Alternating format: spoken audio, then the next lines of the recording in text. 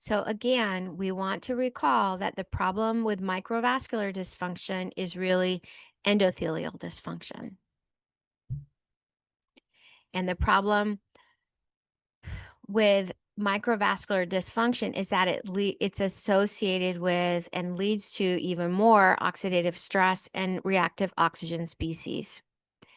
So oxidative stress converts endothelial nitric oxide synthase from the nitric oxide producing to the superoxide producing uncoupled eNOS. That happens when you have a low BH4, low L-arginine, and excess methylarginines. If you have oxidative stress, you're going to have overproduction and release of that superoxide. Superoxide causes a nitric oxide breakdown, which then leads to production of that peroxynitrite, which causes oxidative damage, nitration, and nitrosylation. So aging, if we don't do anything about it, it's a problem. It leads to overexpression of the endothelin 1, which is a vasoconstrictor, and that will lead to endothelial remodeling. When endothelial 1 is overexpressed, it will downregulate endothelial nitric oxide synthase. Aging also leads to overexpression of angiotensin 2, which is also a vasoconstrictor. And this is because the vascular system is dying back and we're getting more superoxide generation. Aging also leads to overexpression of tissue inhibitor metalloproteinase 2, which leads to a poor ability to degrade the extracellular matrix and form new blood vessels.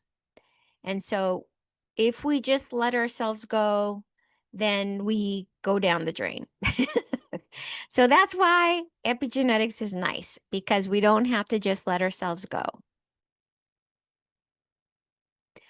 Oxidative stress causes altered signaling in the vascular system and leads to inflammatory cytokine secretion, activation of NF-kappa beta, which causes abnormal gene transcription of the intracellular adhesion molecule 1, vascular cell adhesion molecule 1, and E-selectin, which is another adhesion molecule.